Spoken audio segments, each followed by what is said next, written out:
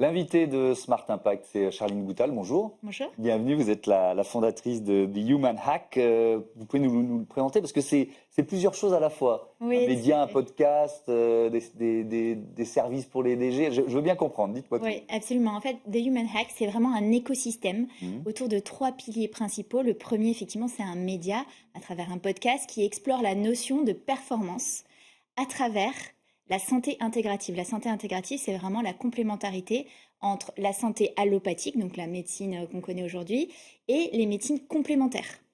Et en fait, on voit comment on peut se régler sur une performance qui est plus en accord avec notre biologie. Et donc, on fait intervenir sur des problématiques très précises des chercheurs au CNRS, des neuroscientistes, des neurochirurgiens, des neurologues, des entrepreneurs dans les health tech, etc., afin de voir comment est-ce qu'on peut allier une performance optimale, atteindre le maximum de notre capacité cognitive avec notre biologie et notre bien-être, j'ai envie de dire notre mieux-être aujourd'hui. Ouais. Donc ça, c'est le premier pilier. Le deuxième pilier, c'est vraiment mes activités de conférencière en entreprise, mais aussi dans les salons, de coach. Enfin, alors attention, je ne suis pas certifiée coach, mais en fait, de par mon historique, donc j'ai 15 ans d'entrepreneuriat derrière moi, j'ai aussi occupé des postes au comité de direction de grands groupes et j'accompagne aujourd'hui des dirigeants dans cette démarche à travers des problématiques stratégiques, tout en associant leur aspect santé. Alors ça, on y reviendra. La santé Voilà. des dirigeants, on va y Exactement. consacrer du temps. Il y a un troisième pilier, Voilà, c'est le ça troisième pilier, c'est vraiment l'incubateur qui permet d'accompagner des entreprises qui souhaitent être dans une démarche biomimétique. Donc biomimétique, ça veut dire qu'ils s'inspirent du fonctionnement du vivant. Et donc à travers notre pôle d'experts qu'on a fait intervenir sur le média, qui va pouvoir les accompagner pour avoir une démarche organisationnelle en lien avec la biologie. Et vous avez créé un label de l'entreprise biomimétique. On verra tout à l'heure de quoi il s'agit. Mais restons sur la santé des dirigeants avec peut-être le constat. Est-ce qu'ils vont bien, nos dirigeants et nos dirigeantes? Eh ben, nos dirigeants, ils vont pas très très bien. Aujourd'hui, il y a un dirigeant sur 2 qui se dit ne pas se sentir en bonne santé. Ouais. On parle de surcharge mentale. Exactement, c'est la surcharge mentale, c'est quand vraiment on reste dans son cérébral. Moi, j'aime bien dire quand je commence une conférence, en fait, on arrive au bureau, on gare son corps à l'entrée et ensuite on se déplace uniquement avec son cerveau, son encéphale. Et ça, c'est très mauvais pour la santé, on manque d'ancrage et du coup, effectivement, c'est une surchauffe totalement mentale et on s'en sort plus, on tombe en dépression ou bien on est tout le temps dans des conflits avec intérieur mais aussi extérieur, etc. Ouais. Avec donc les caractérisations de cette surcharge mentale, ça peut aller jusqu'au burn-out, ça peut aller jusqu'à des conséquences assez lourdes pour l'entreprise, que ça touche des cadres dirigeants ou le DG. C'est de ça Absolument. dont Et on parle, hein. ensuite, en fait, c'est vraiment un effet domino. C'est un peu une cascade. C'est-à-dire Ouais. que quand le dirigeant va pas bien, par extension, l'équipe dirigeante le sent et n'est pas bien aussi, va ressentir plus d'anxiété, plus de stress. Et en fait, ce qu'il faut savoir, c'est que le stress va bloquer notre capacité à réfléchir.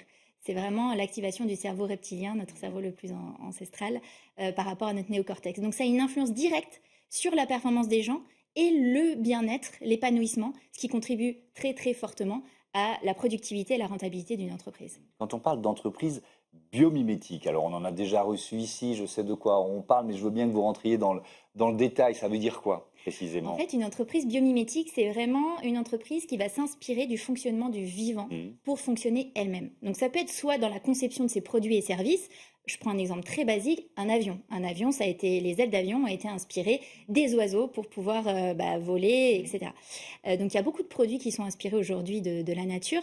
Aujourd'hui, moi, le label biomimétique, il n'est pas seulement sur la création des services et des produits, il est aussi sur l'organisation, le management. Comment est-ce que on peut s'inspirer du fonctionnement d'une cellule, puisqu'à l'intérieur d'une cellule, c'est vraiment comme une entreprise, comme une petite ville presque, un vrai, véritable écosystème. Comment est-ce qu'on peut s'inspirer de cet écosystème et le transposer dans notre organisation managériale? Donc dans l'organisation de l'entreprise et des managers au sein de l'entreprise. Alors là pour le coup, je suis très curieux de savoir ce qu'une cellule va nous apprendre. Eh bien, tout simplement un fonctionnement. Ouais. Comment est-ce que les différentes parties de la cellule vont collaborer ensemble? Et c'est vraiment, il y a un système hiérarchique dans la cellule, hein, tout à fait. Donc c'est très intéressant de voir comment on peut le transposer aujourd'hui au monde de l'entreprise, puisque on se rend compte qu'il y a des points de friction énormes entre les différents départements d'une entreprise. Et quand on voit qu'à l'intérieur d'une cellule, tout le monde collabore des 2 côtés, en fait, vraiment, c'est une communication qui est bidimensionnelle. Ça, on l'a pas en entreprise aujourd'hui. Pour l'avoir vécu dans les faits, c'est très très compliqué d'avoir une communication qui est hyper fluide. Et donc, on peut vraiment s'inspirer. Après, il faudrait, voilà, j'ai une journée de formation pour expliquer justement comment on peut vraiment rentrer dans le détail par rapport à ces sujets-là. Mais alors, je vais vous titiller sur le mot label, parce qu'il y en a partout, il y en a beaucoup, Ouais. des labels. Et alors, c'est quoi un label de l'entreprise biomimétique? Selon quels critères vous avez décidé qu'une Ouais. entreprise l'est ou ne l'est pas? Alors, il y en a beaucoup des critères, évidemment. Il y a 3 niveaux, avec le niveau 1 qui est le niveau le plus élevé, le plus exigeant. Disons que c'est plutôt pour les entreprises qui vont vraiment se créer directement dans cette étape, dans cet esprit de biomimétisme. Ensuite, on a le niveau 2 et 3 pour les entreprises qui sont aujourd'hui pas complètement biomimétiques, qui ont envie d'être dans la démarche et qui vont pouvoir, au fur et à mesure, se mettre au niveau des critères. Donc, il y a plusieurs critères et il y a un dossier à remplir, etc., qu'on trouve sur le site internet de Human Hack. Mais l'idée, c'est pas d'avoir une démarche que RSE. C'est aussi de comprendre l'état d'esprit du dirigeant et qui monte en compétence. Un des premiers critères, c'est monter en compétence sur la biologie humaine. La biologie humaine, c'est la biologie finalement universelle, on va dire, et comprendre notre fonctionnement. Comment est-ce que notre corps humain, notre propre physiologie fonctionne pour pouvoir aussi s'adapter par rapport à ces styles managériaux et organisationnels. Par exemple, exemple tout simple, nous sommes des êtres chronobiologiques. Et donc, si on ne respecte pas ces temporalités de repos et d'activité, eh ben, on ne va pas du tout être dans la performance et on ne va être pas du tout épanoui non plus. C'est ça qui est très important. Et on ne sera pas en santé optimale. Et donc, c'est hyper important de pouvoir comprendre quels sont ces cycles. On a des cycles de 45 minutes, de 90 minutes, quel temps de pause. Qu'est-ce que c'est que prendre une pause, une vraie pause active? Et ensuite, l'importance des piliers qu'on connaît tous. Hein. On se dit, oui, c'est basique, mais la respiration, le sommeil, la nutrition. Mais finalement, tout ça, il y a des grands principes. Moi, je ne crois pas aux gros principes. Je crois que ça doit être ultra personnalisé en fonction de chaque personne. Et c'est pour ça, d'ailleurs, que j'ai repris mes études assez tard. Est-ce que c'est un investissement rentable? Absolument. Investir dans la santé des équipes et particulièrement des équipes dirigeantes. Absolument. Aujourd'hui, les collaborateurs sont en sous-productivité entre les burn-out, les arrêts maladie, les turnovers. Ça représente 13 000 euros par salarié, par entreprise, de manque à gagner pour l'entreprise. Donc, c'est colossal, surtout à des grandes échelles. C'est aussi 12% de collaborateurs qui vont se retrouver en burn-out.